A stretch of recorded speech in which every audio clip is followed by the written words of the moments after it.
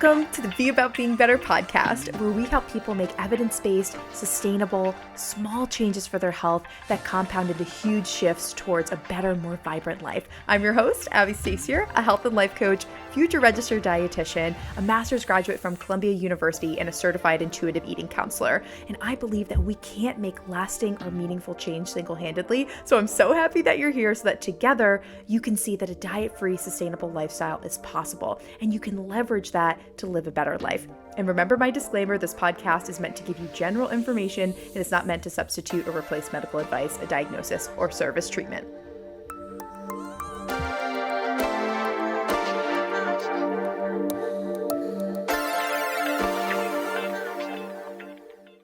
All right, y'all. Today we are talking about Noom. And I just had this thought. There are so many podcasts that talk about Noom because they're promoting it. Like it's an ad for the podcast.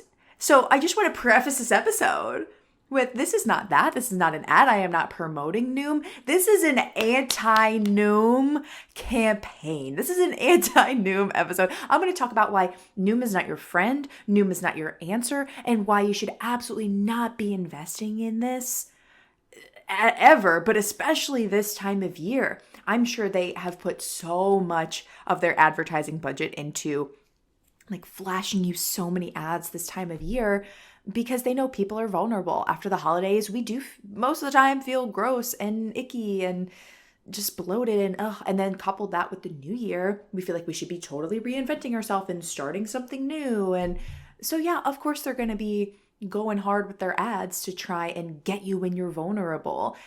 And Noom is one of the worst things that you could do for your health because it is not a sustainable solution. They market themselves as, the last app that you'll need, the last weight loss program that you'll need, but it's not. It's a fad diet masked as a sustainable solution. And it's really dangerous. It's especially dangerous. I mean, there's so many things out there that like Optavia and the keto diet and intermittent fasting, detoxes. Like there's so many things that are dangerous out there.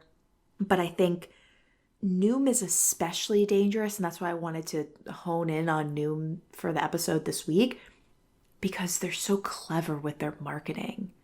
And like they even got to a point where you could Google intuitive eating and like an ad for Noom pops up. This is not intuitive eating. And we're going to get into all the details, but this is not a sustainable solution. Noom is a diet. I know they're trying to market themselves as a non-diet approach, but it is a diet and it's really dangerous because of their sneaky marketing. So I got some beef with Noom and we're going to get into it. My first beef with Noom is that they are marketing weight loss. Whenever weight loss is associated with like a non-diet approach or a sustainable solution, like it is not sustainable to be focusing on weight loss as your number one goal, because you end up doing anything that you can. And from a business standpoint, they want you to lose weight because that's the claim that they said. This is your last weight loss solution. So they want you to lose weight. So they are going to do anything that they can to make sure that for their profit's sake, that you are hitting that goal, whether that means restricting your diet, increasing exercise, having you put your body through extremes to try and hit that result that they've promised. So the problem is with having weight loss be the number one goal, they are focused on a result versus a real lifestyle change. And it's really dangerous when you focus on just weight loss and trying to hit a certain number on the scale. Yes, that is harmful to our mental and emotional health because we beat ourselves up if the scale jumps up, which it can spike for a million different reasons. Most of it's about our hydration status and things like that. I know we've gone over that in different episodes, but the scale can change for a million different reasons. But we beat ourselves up if the scale changes at all.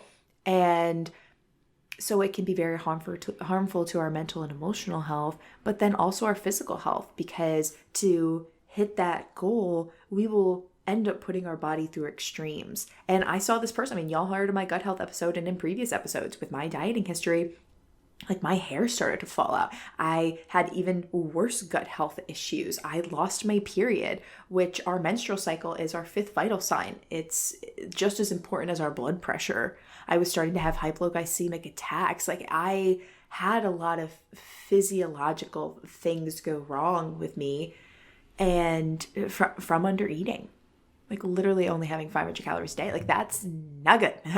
Very, very dangerous. And then when I was over exercising in college, I know I've told this story before, I ended up in the hospital from over exercising my freshman year in college. And they basically just said, you need to chill out. You can't be like over exercising like this. Like this is really dangerous.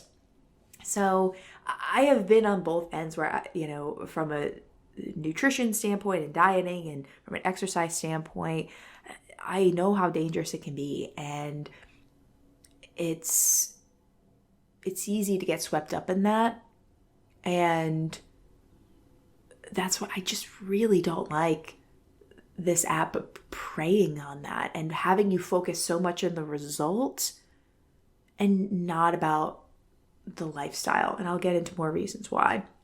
And also, before I get into that, I just want to say there are so many indicators that you're improving with your health that have nothing to do with the number on the scale. Like with my clients, I don't have them weigh themselves. I don't have them take progress photos. My business has developed, so I'll be honest, in the beginning, we did. But as I've cultivated a more non-diet approach, learned about intuitive eating, have gone through my journey, we have stopped that. So we do not do any of those things now. We don't have clients logging on MyFitnessPal. And so we've really revamped our business and have cut a lot of these diet culture-y things out as we've become more overtly a non-diet company.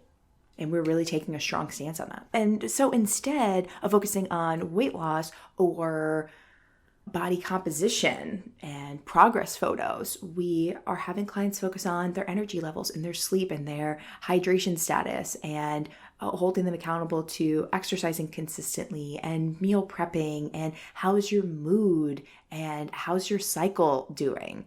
How's your bloating? How are your bowel movements?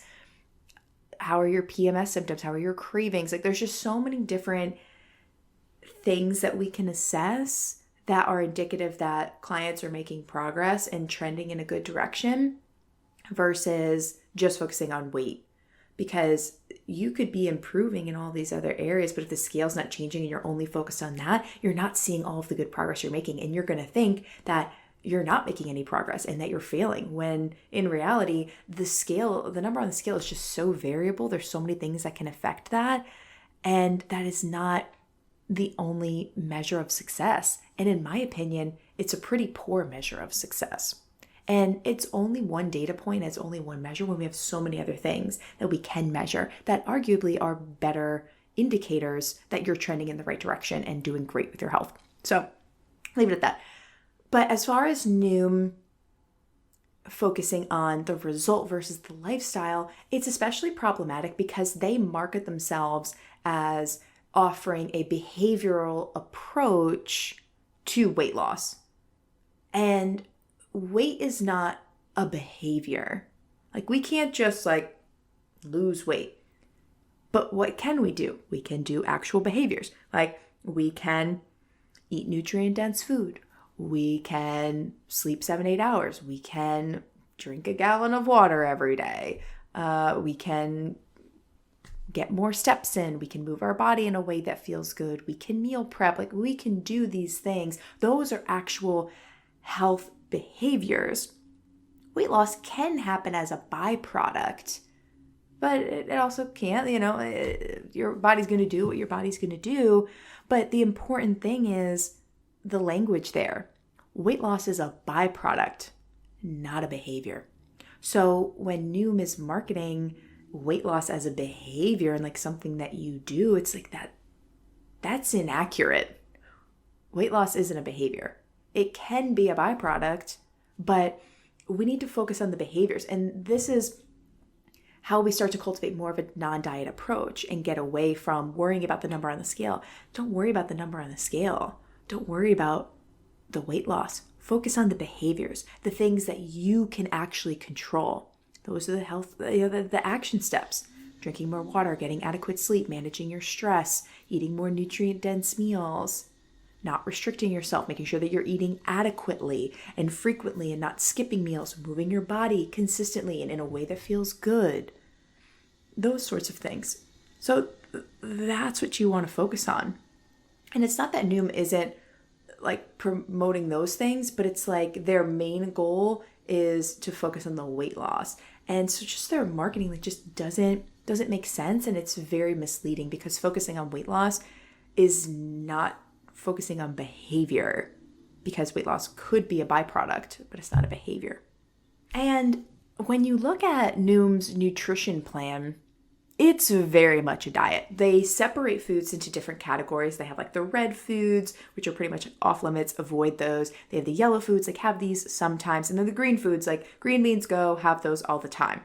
But looking at the foods in like the red category, I'm like, some of these are like good foods and healthy fats that offer omega-3 fatty acids that are anti-inflammatory and so good for our system. Like, why are we limiting these things? And they have other things that maybe are more calorically dense foods, but we don't want to be cutting any of those out. In my coaching philosophy and with the clients that I've seen, when we restrict any foods, the restriction leads to overdoing it. That leads to overeating. We always want what we can't have, so you fixate on what you can't have. And finally, when you let yourself have it, or if you end up losing willpower and discipline because that doesn't last that long and it's a limited resource, you end up overdoing it because you don't know when you're going to allow yourself to have that food again. So it's really important that we're not restricting ourselves. We're giving ourselves the freedom to enjoy all foods and not limiting some. And when you eat a red food and you're on the Noom meal plan, like, how much shame do you feel? Like, you feel like that food's forbidden. Like, that's hurting your mental and emotional health as well. It's hurting your self-esteem. You're going to increase your negative self-talk. You're going to increase your guilt and shame around having those foods. And so we need to take the morality out of food, because you eating one of those foods in the red category, which I'm pretty sure like peanut butter and like avocado are in there, like those are great foods for you. Like you are not a bad person because you had foods in the red category. So that's what's the problem with this, is they're tying your morality to eating certain foods. So we need to take that away. You are not a bad person because you had peanut butter. Hello. So that's my main beef with Noom, is that they're trying to come off like this non-diet approach, and they're trying to be like, oh, like it's all about intuitive eating. When you give people a meal plan and foods to eat and what not to eat, that is a diet. That is a diet. That is not a non-diet approach. That is not intuitive eating. And as a certified intuitive eating counselor, I can say this, like it's very frustrating. So I just urge you to not get swept up in this and know that there is another way. And if you are feeling frustrated with your health, or if you hear that somebody is frustrated with their health, because not everyone that needs to hear this message is going to hear this message. So I really encourage y'all to share this episode with other people. And I encourage you to have conversations with people in your life that are considering Noom, because their marketing is really sneaky. And I'm sure they're going to be throwing ads out like crazy this season. So try and get this message out to more people that need to hear it. Because if you're listening to Be About Being Better and you've been following me for a bit, I can trust that you're starting to come along for the ride, starting to believe that a non-diet approach is possible for you. And maybe you're already starting to live it. Maybe you've been through one or more of our programs, so you know that it's possible. You're farther along in your journey than someone that is not listening to the podcast yet. So the more that we can get this message out there, the more that we can really save people from investing in really sneaky and dangerous and toxic companies like Noom and like this. So I just want to there is a better way, and I need y'all's help with getting the message out there that a non-diet approach is possible, and that's what's actually sustainable, because you end up approaching your healthy habits through the lens of care, love, and respect for yourself. And you start to expand your definition of health. You're not just only going to eat nutrient-dense foods because those are good for you, but you also recognize that eating a classically calorically dense food can also be good for you because it's serving a different need. It might not have as many nutritive needs, but that might help you connect socially. It might make you feel good, and it might lift your mood. And those are valid reasons. Like an enjoyable experience with eating, like that is a valid reason to eat a food. And whatever food that you eat, that says nothing about you as a person. Noom wants you to feel guilty for eating certain foods. Noom wants to restrict you because they know when they restrict your calories, you're going to lose weight, and you're going to keep investing in the app if you're losing weight, and that's going to increase their profit margins because you're hitting a certain goal. And they don't care about your mental and emotional health. They care about the result that they're promising you, which is weight loss. And I can guarantee you with this approach that any weight loss that you may or may not see with Noom is not sustainable.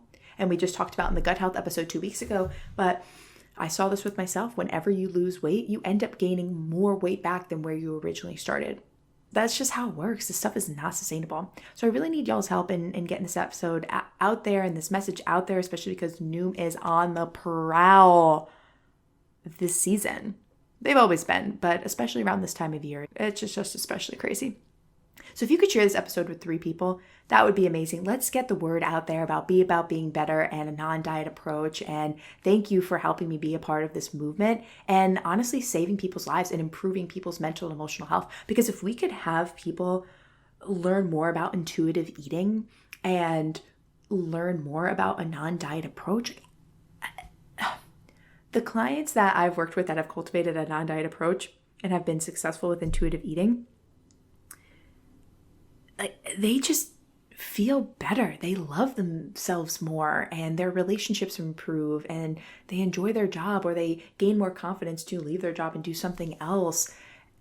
They just feel better in their lives and more comfortable and confident in their own skin. And imagine if we had more people, more peers, more family members that felt more comfortable and confident in their own skin, that had positive self-talk versus negative self-deprecating thoughts. Like, the world would be such a better place. People would be way more pleasant. And imagine if people were eating and were fully nourished. Like, how many people are just walking around and they're in such a bad mood because they're literally hungry and starving themselves? Like, I think if just we're nourished, we're just happier people. Like, our bodies are happier. We're just happier overall. Like, so this is really a change in the world in a positive way. So thank you all for sharing this episode. And if you need help with this, if you need help cultivating a non-diet approach and actually a sustainable solution, like that's what we're focused on here, Be About Being Better. Take my quiz, see if one of our health coaching programs could be for you. We do still have several spots left for the January 2023 class of the Be About Being Better Academy. We're starting at the end of the month. So this is your time. This is your time to do something different and not fall for predators like Noom. Thank you all for listening, and I'll see you in the next episode.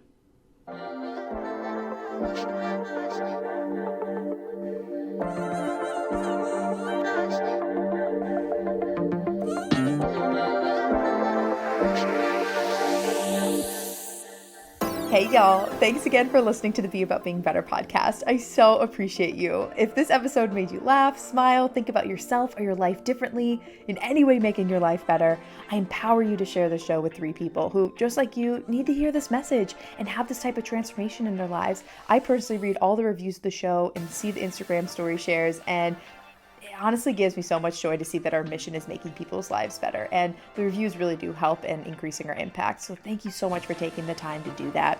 If you need personalized support with anything discussed in today's episode or need help creating a sustainable, diet-free lifestyle, take my quiz. It's linked below in the show notes, and that quiz will help you see which one of our coaching programs is right for you.